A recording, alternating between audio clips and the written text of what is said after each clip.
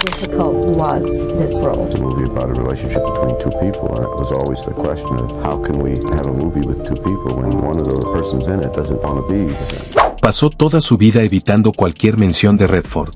Pero luego, con una sola frase, a los 88 años, dejó a todo Hollywood en silencio. En el memorial de su difunto amigo Dustin Hoffman, se quedó inmóvil frente al micrófono y dijo, con la voz temblorosa pero firme, yo le tenía envidia. Y esa envidia destruyó nuestra amistad. Esa frase no fue solo una confesión tardía. También revivió una historia que había permanecido oculta durante décadas. Una historia sobre dos hombres que alguna vez fueron tan cercanos como hermanos, que compartieron el protagonismo, las películas y hasta los momentos silenciosos detrás de escena. Sin embargo, nadie entendió por qué de repente se distanciaron, eligiendo permanecer en silencio durante medio siglo, como si nunca se hubieran conocido. Y ahora, a los 88 años, Dustin Hoffman ha decidido romper ese silencio para revelar la verdad que guardó toda su vida. ¿Qué ocurrió realmente entre Dustin Hoffman y Robert Redford? ¿Por qué dos hombres que alguna vez estuvieron tan unidos como hermanos terminaron tan distantes como extraños durante la mitad de sus vidas? A mediados de los años 40, en la soleada costa de California, un niño llamado Robert Redford creció entre el sonido de las olas y las doradas tardes de Santa Mónica. Una madre amable, un padre estricto, una familia modelo de clase media le enseñaron desde temprano a caminar con la cabeza en alto entre la multitud. Atractivo, atlético y de carácter relajado, era el tipo de hombre que Hollywood parecía haber estado esperando. En la escuela secundaria de Venice, lo llamaban el Chico del Sol. Buen jugador de tenis, talentoso pintor y alguien que hacía creer a los demás que su vida solo podía ir hacia arriba. Sin embargo, después de inscribirse en la Universidad de Colorado en 1954, la vida no siguió el rumbo planeado. Las fiestas con alcohol y su deseo de libertad le costaron la beca y, finalmente, su lugar en la universidad. En 1956, vagó por París, Florencia y Madrid, pintando y viviendo con lo poco que conseguía, descubriendo que el arte no se limitaba a los lienzos silenciosos, era el aliento mismo de la vida humana. De regreso en Nueva York, Redford cambió el pincel por el guión e ingresó en la American Academy of Dramatic Arts, donde aprendió a controlar sus emociones. Cada gesto, cada mirada debía tener peso. Aún no sabía que esa calma contenida haría que el mundo entero guardara silencio cada vez que apareciera en pantalla. Por la misma época, en otro rincón de Los Ángeles, otro niño crecía en circunstancias completamente distintas. Dustin Hoffman, nacido en 1937 en el seno de una familia judía pobre, aprendió pronto lo que significaba vivir en departamentos estrechos y escuchar en silencio a sus padres hablar sobre el dinero del alquiler. Si Redford era el modelo ideal, Hoffman era lo contrario, bajo, poco fotogénico, con voz temblorosa y ojos ansiosos.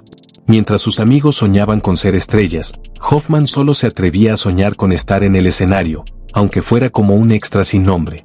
Hizo lo que fuera necesario para sobrevivir, vendió productos, lavó platos, fue camarero en cafés de Nueva York, a donde se mudó a fines de los años 50 con solo $20 en el bolsillo. De día corría a audiciones, de noche dormía en los sofás de sus amigos, viviendo solo de una cosa, la creencia de que, si era lo suficientemente sincero, el público lo vería. Una vez dijo, no tengo el aspecto de una estrella, así que debo hacer que la gente crea en el alma del personaje. Fue en medio del fracaso cuando verdaderamente nació el actor. Mientras tanto, al otro lado del país, Redford vivía una vida tan perfecta que parecía sospechosa. Con su aspecto imponente y su seguridad natural, rápidamente se convirtió en el favorito de Hollywood. Mientras Hoffman luchaba en el teatro off-Broadway, Redford protagonizaba obras como Barefoot in the Park y Sunday in New York, dando sus primeros pasos hacia la élite. Si Hoffman se expresaba con fuego, Redford dominaba el arte de ocultar la emoción detrás de una sonrisa. Uno ardía, el otro se congelaba. Ambos pasaron por Nueva York, ambos probaron suerte en papeles pequeños, pero nunca se cruzaron. Dos caminos, uno brillante y otro lleno de tropiezos, siguieron paralelos, aparentemente destinados a no encontrarse jamás. Pero el destino de Hollywood tiene un sentido del humor cruel. En 1976, cuando Estados Unidos aún temblaba tras el escándalo de Watergate, se lanzó un proyecto cinematográfico titulado All the President's Men, Todos los hombres del presidente. Y fue precisamente esa película, con los dos papeles principales otorgados a Robert Redford y Dustin Hoffman, la que unió esos mundos opuestos en un mismo escenario, donde la luz y la sombra finalmente se encontraron. En 1976, el director Alan J. Pakula comenzó la producción de la película, que recreaba el escándalo que había sacudido la política estadounidense.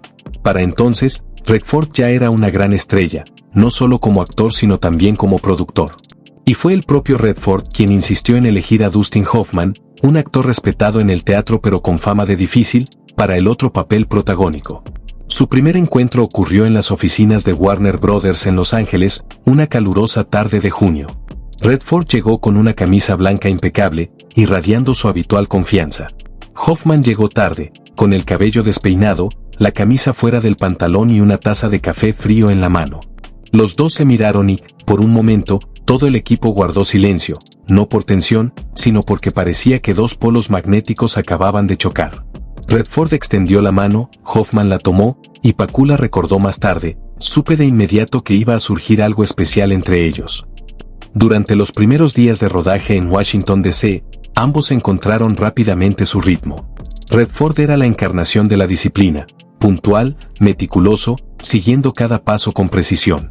Hoffman era todo lo contrario, siempre quería repetir, experimentar, desmontar cada línea de diálogo. En un momento, Pakula exclamó, Robert termina una escena en una sola toma. Dustin puede hacer 10 y aún no estar satisfecho. Y, sin embargo, en lugar de chocar, sus diferencias comenzaron a complementarse, encajando como dos piezas de un rompecabezas imperfecto pero perfecto a la vez. Cada vez que el director decía corten, Redford sonreía suavemente, se apartaba y encendía un cigarrillo. Hoffman caminaba de un lado a otro, hablando sin parar sobre cómo la luz le daba en el rostro.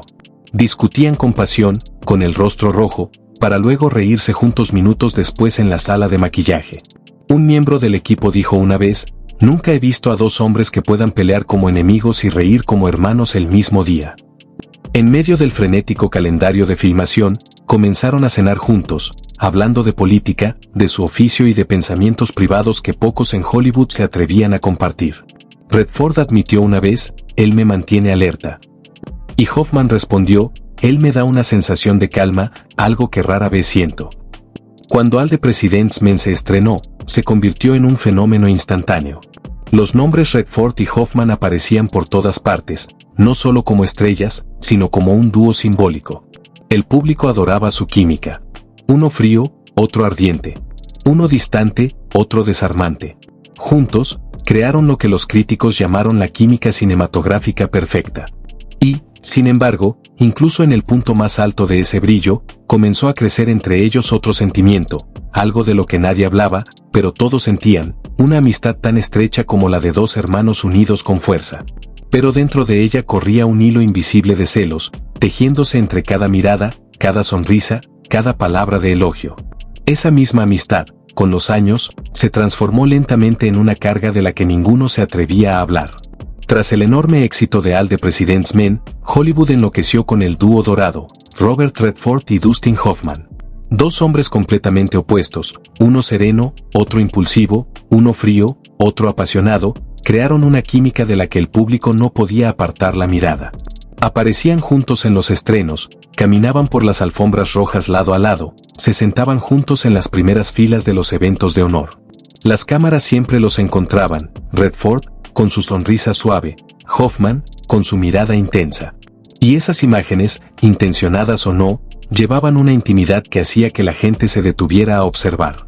Entonces, una noche de abril de 1976, en el estreno neoyorquino de la película, el destino intervino. Cuando un periodista les preguntó sobre la presión de trabajar juntos, Hoffman se inclinó y susurró algo que hizo reír a Redford. Una risa rara, genuina, que iluminó toda la sala.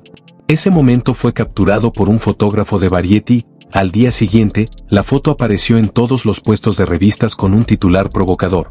Hay algo más que amistad entre ellos. Ahí fue cuando todo comenzó. Al principio, ambos se burlaron de los rumores. En una entrevista con Rolling Stone, Hoffman bromeó, si amar a tu compañero de trabajo es un crimen, entonces debo ser el mayor criminal de Hollywood. El comentario, mitad serio y mitad juguetón, se convirtió en titular. Y al día siguiente, tabloides como National Enquirer y Hollywood Insider lo transformaron en un incendio mediático, una amistad sin límites. Los secretos de Redford y Hoffman detrás del set de Watergate. Pensaron que el silencio haría que desapareciera. Pero en un mundo de cámaras y sospechas, el silencio es combustible. Cuanto más se negaban a hablar, más convencida estaba la gente de que algo se ocultaba. Una foto de Redford rodeando a Hoffman con el brazo en los Golden Globes de 1977 fue ampliada y puesta en la portada de People Magazine con el pie de foto, un gesto amistoso o algo más. Redford, que odiaba la atención, comenzó a retraerse. Ya no sonreía con naturalidad cuando las cámaras se dirigían hacia él.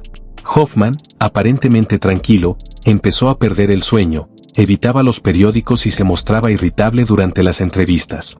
Una vez, cuando un periodista le preguntó directamente, ¿está enamorado de Robert Redford? Hoffman rió, pero su mirada se apagó. No. Solo amo lo que creamos juntos. Fue una respuesta honesta, pero en el mundo calculador de Hollywood, fue tergiversada.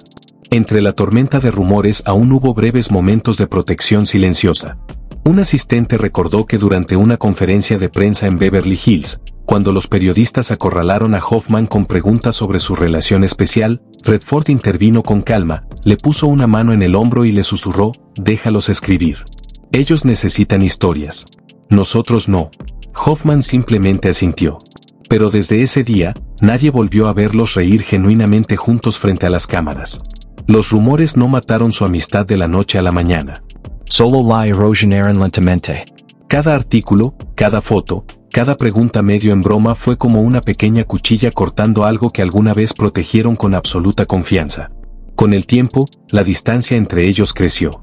Cuando Redford comenzó a dirigir y Hoffman se sumergió en papeles torturados, sus encuentros se hicieron escasos, y luego cesaron por completo. En Hollywood todavía los llamaban la pareja de actores nacidos para compartir pantalla. Pero en realidad, entre ellos se alzaba un silencio tan denso que ninguno podía cruzarlo. Y después de todos los chismes, las fotos exageradas y los titulares crueles, solo una cosa quedó clara: lo que alguna vez fue la amistad más hermosa de Hollywood se había convertido en una herida que ambos hombres cargaban en silencio. Pero la verdadera razón de su distancia no estaba en los rumores. Residía en una herida más profunda, más real y mucho más dolorosa de lo que cualquiera imaginaba. Porque, cuando la tormenta de rumores pasó, lo que quedó entre ellos no fue resentimiento, sino un vacío donde el orgullo, el ego y el afecto no expresado luchaban en silencio. De estar tan unidos que no necesitaban palabras, pasaron a ser solo dos nombres que coexistían en los créditos, no en la vida. Y desde ese silencio, sus caminos finalmente se separaron, cada uno llevando consigo la mitad del lazo que alguna vez hizo que Hollywood se detuviera en admiración. Tras All the President's Men, Hollywood asumió que compartirían pantalla muchas veces más. Pero no. Cuando la película terminó, también terminó un capítulo de sus vidas. Robert Redford tomó un nuevo camino, el de la luz, la fama y la responsabilidad. Dustin Hoffman, como siempre, eligió la ruta sinuosa, difícil y solitaria. A finales de los 70, Redford comenzó a dirigir. Realizó películas suaves pero profundas como Ordinary People y A River Runs Through It. Luego fundó el Sundance Institute, abriendo camino a una nueva generación de cineastas independientes. Redford se convirtió en la figura ideal, apuesto, exitoso, con principios. El tipo de hombre en el que América quería creer. La prensa lo llamaba el último alma noble de Hollywood. Mientras tanto, Hoffman, alguna vez aclamado como el genio actoral de su generación, se sumergió en papeles más oscuros y complejos.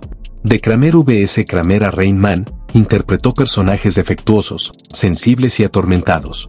Su obsesión con la perfección se convirtió en fama de ser temperamental, arrogante y difícil de tratar.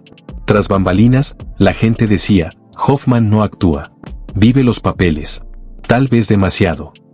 Dos hombres, dos caminos, uno celebrado como icono, el otro etiquetado como complicado. Mientras Redford brillaba en las alfombras rojas recibiendo honores, Hoffman se desvanecía en su propia sombra. Pero lo que más dolía no era la distancia de la fama ni la geografía, era la distancia en sus miradas. En las ceremonias de premios, cuando las cámaras los enfocaban, todavía sonreían cortésmente, pero sus ojos ya no se encontraban como antes. En los Oscar de 1982, las cámaras captaron el momento en que Hoffman se giró al pasar Redford. Un leve asentimiento, una mirada esquiva, suficiente para que los observadores más atentos sintieran que algo se había roto irremediablemente. Amigos en común contaron que en los años 90, cada vez que alguien mencionaba el nombre de Redford, Hoffman se quedaba en silencio. Un largo silencio. No de ira, ni de rencor, sino de tristeza tranquila. El hombre que alguna vez conoció tan bien como para terminar sus frases se había convertido en solo un nombre que hacía doler su corazón. ¿Y Redford? Cuando le preguntaban por Hoffman, respondía siempre con una elegancia medida: lo respeto. Después de todo, creamos algo memorable juntos. Sin rencor, sin nostalgia, solo una frase breve que sonaba como una despedida silenciosa. En los años 2000, mientras Redford se sumergía en Sundance y Hoffman aparecía cada vez menos, rara vez se los veía juntos. Era como si ambos hubieran acordado en silencio que callar era la única lo poco que quedaba intacto de su pasado. Hasta que un día, sus caminos se cruzaron por casualidad en un evento benéfico de arte en Beverly Hills. Entre la multitud, Hoffman se quedó quieto, observando a Redford subir al escenario, ya con el cabello plateado, pero aún con esa sonrisa serena y familiar. Cuando Redford volvió la mirada, sus ojos se encontraron por un breve instante. No hubo palabras, solo un leve gesto de cabeza, como diciendo: aún no recuerdo. Luego caminaron uno junto al otro, en silencio, corteses, pero distantes, como dos hombres que alguna vez pertenecieron a mundos completamente distintos. Esa noche, Hoffman regresó tarde a casa. Un amigo recordó que se sentó frente al televisor durante mucho tiempo, viendo una vieja entrevista de 1976, aquella en la que él y Redford reían juntos recordando al The President's Men. Cuando el amigo le preguntó: ¿quieres volver a verlo alguna vez? Hoffman simplemente respondió: temo que ya no sabría qué decir. Dos hombres que alguna vez fueron tan cercanos como hermanos solo podían hablarse ahora a través de viejos artículos y recuerdos en película. Durante casi 2 décadas, guardaron un silencio orgulloso y doloroso, como una cicatriz que no sangra, pero late cada vez que alguien la roza. Y entonces, cuando Robert Redford falleció, Dustin Hoffman finalmente rompió ese muro con una confesión que dejó al mundo sin aliento. En septiembre de 2025, la noticia de la muerte de Redford sacudió Hollywood. Sin aviso, sin larga enfermedad. Solo una mañana, se fue mientras dormía en su casa en Sundance. Ese día, Hoffman estaba en Los Ángeles, en el pequeño set de un proyecto independiente. Cuando su asistente se acercó y le susurró: Robert Redford ha muerto. Él simplemente asintió, sin decir nada. Pero segundos después, sus ojos se humedecieron y se giró para que nadie lo viera. Un miembro del equipo recordó: se quedó inmóvil durante 5 minutos. Luego dejó la cámara y salió a fumar un cigarrillo. Nadie en el set se atrevió a hablar. Esa noche, Hoffman regresó a casa, encendió su viejo televisor y vio una entrevista de 1976 en la que él y Redford reían juntos hablando sobre Watergate. A medianoche, garabateó unas líneas en su cuaderno: quizá no dije lo suficiente. 3 semanas después, apareció en el Memorial de Sundance, donde decidió decir lo que, durante medio siglo, no había tenido el valor de decirle a su amigo. Al atardecer, en Sundance, Utah, una brisa fría se colaba por las ventanas de madera del pequeño salón donde se celebraba la ceremonia. Una suave luz ámbar caía sobre fotografías en blanco y negro de Robert Redford alineadas a lo largo del pasillo. Un Redford joven en el set, un Redford sonriente entre bastidores, un Redford de pie entre las colinas. En la primera fila estaban su familia, viejos colegas y algunos jóvenes directores a quienes él había apoyado. A la prensa se le pidió mantener al mínimo el sonido de los obturadores, pero las lentes igual seguían el momento en silencio. Entonces apareció Dustin Hoffman, el cabello blanco como la nieve, un traje oscuro algo suelto en los hombros, la mano izquierda apoyada en el atril y la derecha sujetando una hoja arrugada. Pausó, como si reuniera aliento, y levantó la vista hacia el gran retrato de Redford colgado al frente del salón. El presentador, con voz apenas elevada, preguntó: si pudieras decirle una última cosa, ¿qué sería? El salón pareció tragarse la luz y quedarse inmóvil. Hoffman inclinó la cabeza. 10 segundos. 20. 30. El leve crujir del papel fue el único sonido. Una actriz en la segunda fila apretó el reposabrazos. El técnico de iluminación bajó inconscientemente la intensidad un nivel más. Los reporteros al fondo levantaron sus cámaras y luego las bajaron, como temiendo romper el frágil silencio suspendido en el aire. Hoffman alzó la cabeza, la voz baja y ronca: lo siento. Estaba celoso de él, y eso fue lo que destruyó nuestra amistad. No hubo murmullos, solo un suspiro liberado en algún lugar, y luego contenido. Pausó, tragó saliva, sus ojos brillaban tras los lentes delgados. Robert una vez me sacó de una tormenta en este negocio. Me dijo, creo en ti, cuando todo Hollywood no lo hace. Y yo nunca le devolví esas palabras. En la cuarta fila, un director de cabello plateado pasó un pañuelo a la persona a su lado. Al fondo, un camarógrafo bajó su lente, recordándose no filmar eso. Hoffman desplegó el papel, pero no lo leyó. Una noche, después de la proyección de Ordinary People, Robert me llamó. No respondí. 3 días después, me envió una pequeña tarjeta. Desearía que estuvieras aquí. Nunca contesté. Las palabras cayeron sobre el piso de madera como pequeñas piedras. Una reportera que tomaba notas se detuvo de repente, alzó la mirada como para confirmar que había escuchado bien. En la esquina derecha del salón, el encargado de prensa de la familia Redford se movió ligeramente para bloquear una luz dura que daba sobre Hoffman. Un gesto mínimo, que de alguna forma calentó toda la fila. Hoffman exhaló con fuerza, no para reunir valor, sino como si expulsara el peso que llevaba sobre el pecho desde hacía décadas. Habló despacio, midiendo cada palabra. Solía pensar que solo lo admiraba. Hoy entiendo que tal vez lo apreciaba más de lo que me atrevía a admitir. No era amor romántico. Era ese tipo de vínculo que te hace querer estar cerca, pero temer ser visto por completo. En la sección de la familia, alguien asintió suavemente. En el área de prensa, unos cuantos obturadores parpadearon y luego se apagaron. Los fotógrafos entendieron que ese era un momento para escuchar, no para cazar. Cerró los ojos un instante y luego miró directamente al retrato sonriente de Redford. Pasé toda mi vida intentando demostrar que era diferente a él. Pero, al final, solo desearía poder sentarme una vez más con él, como aquellos 2 tipos que se reían hasta caer al suelo en el camerino, en 1976. Un suspiro se elevó desde la última fila, sin dueño aparente. El presentador tomó el micrófono, sin palabras. Entre bastidores, un técnico congeló la mano sobre la consola, dejando que el silencio hablara por sí mismo. Hoffman dobló lentamente la hoja, como quien salda una deuda pendiente. Aprendí esto demasiado tarde, dijo con voz espesa. A veces, los celos son solo la forma en que ocultamos nuestros sentimientos más verdaderos. No hizo una reverencia. Simplemente apoyó la palma sobre el atril, dio 2 golpecitos de despedida, y retrocedió un paso. Todo el salón se levantó casi al unísono, pero nadie aplaudió. No por duda, sino porque comprendieron que hay verdades que, una vez pronunciadas, deben envolverse en silencio. Mientras Hoffman bajaba el último escalón, la sección de prensa vaciló. Una joven reportera preparó una pregunta, luego cerró su cuaderno y susurró para sí misma, después. Un importante medio envió un mensaje a su editor, mantén el titular suave.